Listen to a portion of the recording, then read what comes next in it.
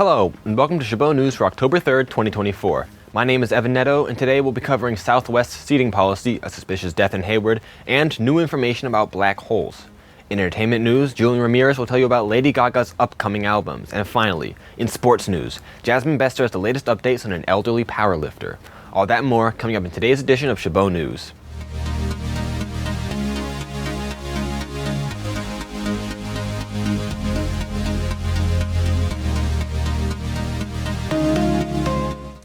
Entrepreneurs from all over the country were in Bentonville, Arkansas on Wednesday, September 24th, hoping to win a golden opportunity at Walmart's annual open call event. That's where over 500 entrepreneurs got a chance to pitch their products with the hope of landing a spot on the retail giant's shelves, as well as his website. As Abner Sosa reports, it could be a life-changing opportunity for small business owners. We had thousands of applications this year. Entrepreneurs had 30 minutes to pitch their products with Walmart buyers in hopes of becoming a golden ticket winner. It's great for them to kind of see their product come to life on our shelves and get in front of millions of customers, whether it be on .com or in our stores or in our clubs as well. People who received a golden ticket today were thrilled, saying an opportunity like this can change their lives. For a small town, family-owned business, it's a game changer. It's a permanent trajectory changer, and we couldn't be more grateful and more excited to be a part. I would tell anybody that's thinking about coming to just try, because you never know what's going to happen, and everybody along the way was so much kinder, sweeter than I anticipated from such the biggest retailer in the world. After getting a golden ticket, winners get a chance to redesign their branding and packaging if they'd like, as well as find out how many stores their product will be in. Sometimes that could happen within a few months that they get on our shelves to maybe a few years. But it's an opportunity that's a starting of a process, a journey. Winners from previous years were welcomed back as mentors for the incoming entrepreneurs. They say since winning, the support hasn't stopped. Once we were in the stores, the support that we got from Walmart, the support that we got from the community around us was absolutely incredible. Walmart says the budding entrepreneur group included 5 businesses from Arkansas. Walmart has changed the lives of a lot of small business owners trying to get their businesses out there. Let's see what Chabot College students had to say about that with Jaden Gomez. Take a look. I think that's a good thing, because big corporations need to go help out the smaller ones. Like, they got a bunch of money, the smaller businesses don't. So, yeah, I think it's a pretty good thing they're doing. I think it's good that Walmart is helping out small businesses and making it good for themselves, and helping the community of like the poor children and the homeless people, even people at the bar station and stuff that I be seeing. It's like crazy, and it's good. I think it's pretty cool that Walmart is helping small businesses, because small businesses, they need like more confidence, and like when they get like help from Walmart, it'll probably like boost them and help them more. I think it's nice for the small businesses because it will get their name out there and help promote their product and services. I think it's great that Walmart is going to help out small business owners, because a lot of small business owners tend to feed their families, they're everyday Americans just trying to live day by day, and enjoy, their passion, in their businesses. Thanks, Jaden. You can find Walmarts all over the country if you're ever interested in shopping at one. Southwest Airlines open seating is staying put for at least another year. The airline says its passengers will be able to book a reserved seat in late 2025 for flights in early 2026.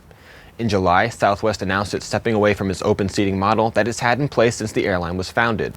The airline also said it would offer premium seating for the first time. Between now and the rollout, Southwest will be reconfiguring its planes. The airline is hoping this change will help the company, which has struggled since 2020.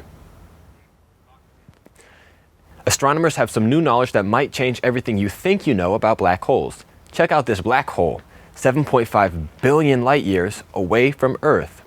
Those flares you see are massive jets of material shooting out from both sides. Black holes have a reputation for being the garbage disposals of the universe, sucking up everything that comes near them. But a fraction of that material is actually ejected before an object falls in. That phenomenon isn't new to scientists. What is new, and what did surprise them, is just how massive these jets can get. This pair is the diameter of 140 entire Milky Way galaxies and 23 million light years long. And now we're going to Jasmine Bester for this week's look at sports news. Thanks, Evan. Age is just a number for an attorney in Seattle who has a side gig as a powerlifter. The soon-to-be 70-year-old is heading to South Africa this week to compete against some of the strongest people on the planet. Brady Wakayama has the story. I sort of thought that my success in life would come from my profession and my brain, but apparently I'm better with my body. Let's go! Let's go! A heavy lift for Alma Kimura, who's been a trailblazer in Seattle for decades. Profession, day job is that of a lawyer. I have my own law practice, and my pastime, passion right now is powerlifting. Age is just a number for this soon-to-be 70-year-old who's owned her own law practice since 1987. But by the numbers, standing at a mere 4 feet 9 inches and weighing nearly 150 pounds, Kimura is considered one of the strongest women in the world. This will be my 6th world powerlifting competition. I've won gold medals in 4. Now she's in pursuit of her next gold, heading to Sun City, South Africa this week for the International Powerlifting Federation's Masters Powerlifting Championships, where she'll compete against other world-class powerlifters, women between the ages 70 and 79. Training for months, years to get to that point. And when you get that weight, it's exhilarating. The heaviest weighted squat she's done is 264 pounds, and her best deadlift is 335 pounds. 2 accomplishments she hopes to surpass during the competition. As she encourages people to keep lifting each other up as they follow their passion. If you told me 15 years ago that I would be a world champion powerlifter and that I would be addicted to this sport, I would have said, you're nuts. But here I am, and it's my life. Yeah. Thanks, Brady. This will be Kimura's 6th time competing in a world powerlifting competition. Alma Kimura is a great example of how women continue to be trailblazers in society. A community in Massachusetts is in mourning after a high school student's sudden, unexpected death. Freddie Espinal died on Sunday, with a vigil to remember him held last Tuesday. Christine McCarthy reports. At first, it was unbelievable. Like, I was just with him on Friday. Like, I just saw him. I was just hugging him, holding him. And then, like, just like that, it's like, he's gone. Gisela Candido is in disbelief, struggling to accept the reality she won't spend another day with her boyfriend, 17-year-old Freddie Espinal. He was stubborn, he was caring, he would always go out of his way to make sure that people were okay. It was on Sunday that Freddie died after suffering a medical emergency during wrestling practice. He was a great person, he was nice to everyone, and he cared about everyone who crossed his path. More than 100 friends and family members gathered for a vigil behind Welch Elementary, where Freddie attended as a young boy. Just to show that, we love him, we care for him. The junior at Peabody Veterans Memorial High School was loved by his classmates, his teachers, and his teammates. He not only wrestled for his school and clubs, but he was also a former football player. And Freddie had a bright future. Essex County District Attorney Paul Tucker shared this photo to Facebook in August, commending him on his role as peer counselor in the county's summer day camp. The two also met to talk about Freddie's dream to become a police officer. He was just a good kid and deserved to go this young. Freddie was a brother and a son. As his family grieves, donors have raised tens of thousands of dollars for his funeral expenses. The same trait of Freddie's to help everyone out is what this community is doing as they lend their support. It does make us a lot more somber, but it also brings us together to remember who he was. Thanks, Christine. The school had grief counselors and comfort dogs on hand for students on Monday. That's all I have for this week's look at sports news. I'm Jasmine Bester, and now back to you, Evan. Thanks, Jasmine. The Hayward Police Department is investigating a suspicious death after a 47-year-old woman was found dead in her home. Officers were first alerted on September 23rd when they were called to the 27,000 block of Eucalyptus Court about a potential domestic disturbance. When they got there, police found the woman unresponsive on the floor. She was later pronounced dead at the scene. The deceased's husband was also found at the scene and was suffering from what appeared to be self-inflicted wounds. He was taken to the hospital and is reportedly in stable condition. The woman's death has been ruled suspicious. According to police, further details will be released when they become available. San Francisco Mayor London Breed's proposed legislation to criminalize planning or participating in sideshows came a step closer to law when the Board of Supervisors unanimously approved it. The legislation, co-sponsored by Supervisor Matt Dorsey, would introduce misdemeanor penalties for people who promote, set up for, or stop law enforcement from shutting down sideshows. It would also allow the city to hold vehicles seized during sideshows beyond 30 days, and even permanently if the district attorney convicts. Sideshows, which usually involve vehicles spinning donuts in the street and can draw crowds of hundreds of spectators, often block traffic and have sometimes resulted in injuries. Earlier this month, a sideshow involving 100 vehicles blocked traffic on the Bay Bridge for about 20 minutes. The stunt driving events have long frustrated law enforcement and residents, who have criticized city leaders for not doing enough to stop them.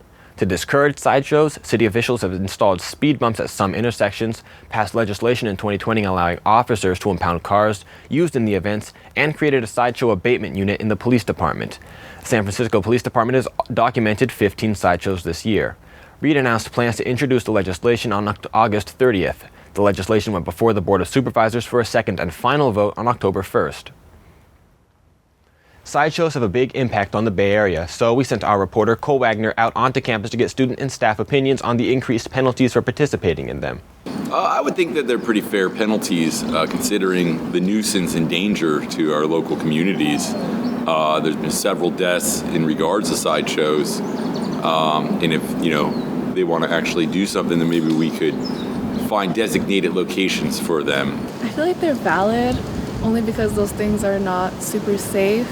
However, I know that it is part of a culture that is in the Bay Area. So for them to be fighting these people is also kind of targeting certain groups that could be hurting. I feel like it would be beneficial to public safety. As sideshows are really what's the word? Unhinged. They're not really supervised.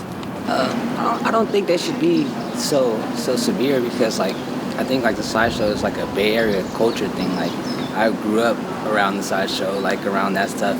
So it's I feel like if they had a place, a lot, an open lot where certain days it's legal to go there and have the sideshow, I think that would be a big thing. In Bay Area culture, we know that we like to drive around. Cars are part of Bay Area culture. Sideshows, that's been a thing forever. However, people who are not truly safe when they participate in these things ruin the experience of the Bay Area culture. Thanks, Cole. It sounds like Chabot students want to honor sideshows as part of the Bay Area's culture while also increasing the safety around them.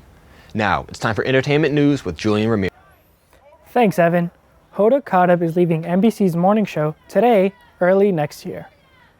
The 60-year-old has co-hosted the top 2 hours of the program with Savannah Guthrie since 2017. She also hosts the 10 a.m. Hoda and Jenna talk show. Kotb announced the news on the show Thursday. She said it was the hardest decision of her life, but she wants to spend more time with her 2 young daughters. Kotb joined NBC in 1998 as a correspondent on the Dateline News magazine. Lady Gaga has been busy on a movie set and in the studio. The singer has 2 new albums coming out in the next few months. First up, Harley Quinn will be released on September 27th and feature 13 songs. Harley Quinn is a soundtrack album for the upcoming movie Joker Folie à Deux. The Grammy and Oscar winner stars opposite Joaquin Phoenix in the movie, which opens October 4th. Meanwhile, the first single from her 7th studio album will debut next month. That's all for this week's look at entertainment news. Back to you, Evan. Thanks, Julian. A person was struck and killed by a BART train in Hayward on September 30th. BART was first alerted about the person just before 9 p.m. when it was reported that an individual had entered the trackway at the Hayward BART station. They were later struck and killed by a train between the Hayward and South Hayward stations. Due to the collision, the Hayward station was closed for the remainder of the night, with BART announcing plans to reopen the following morning. It's not currently known why the individual was walking on the tracks. This unfortunate incident is another reminder to practice caution when near tracks. Some safety tips include not walking on them and not standing near edges of BART platforms. Now, get ready for this week's edition of Top 5 with Enrique Ponce Peña. Thanks, Evan. For this week's Top 5 list, I'm going to be ranking my top 5 favorite Marvel characters. Venom ranks at number 5. The symbiotic lethal protector does what he sees fit in his own way, no matter if it means eating someone, stopping Spider-Man, or helping a cat get down from a tree. His goofiness in the movies always gets a laugh out of me. It's no illusion, Mysterio ranks number 4 on this list. This illusionist doesn't do simple parlor tricks, but instead masters the arcane arts. He's a formidable foe of Spider-Man's, and even he has trouble taking Mysterio down. The Merc with the Mouth, Deadpool, ranks number 3 on this list. With his undying factor and constant fourth wall breaks, he's always finding a way to bring a joke into a battle. Whether his company is wanted or not, but he probably knows you're laughing. The master of magnetism himself, Magneto, comes in at 2nd on this list. He too wants peace with humans as a mutant, but humans always reject the simpler way. So he has to take things into his own hand, and his way of thinking is what makes him really interesting. The web-slinging hero himself, Spider-Man, ranks number 1, gaining his powers from a spider and losing his Uncle Ben and getting a very valuable lesson on great power and great responsibility. His heroism always continues to inspire us and the characters around him as the heart of New York. That's all for this week's Top 5 list, and now back to you, Evan. San Francisco is going to get a little country as up-and-coming singers Don Luis and Sophia Scott take over Union Square.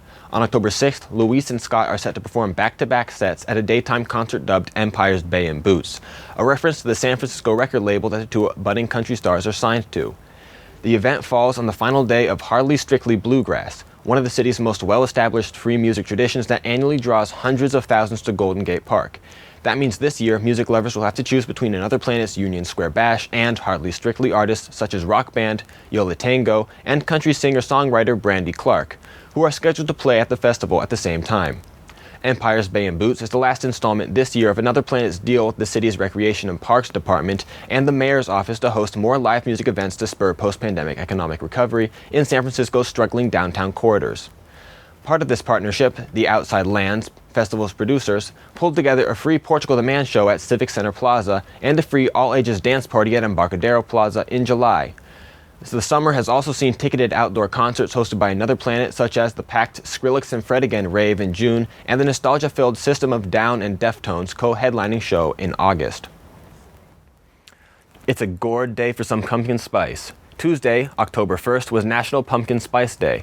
The flavor has become synonymous with the fall foliage, cool mornings, and flannel hoodies. To celebrate, we recommend to make your own pumpkin spice blend using cinnamon, ginger, cloves, allspice, and nutmeg. You can also head over to your nearest coffee shop to buy a nice pumpkin spice brew. That's all for Chabot News this week. Thanks to all the students and staff in the Mass Communications Department here at Chabot College for making this production possible. You can watch us anytime online at youtube.com/ChabotTV. Stay tuned to KCTH Channel 27 on Comcast for more Chabot TV.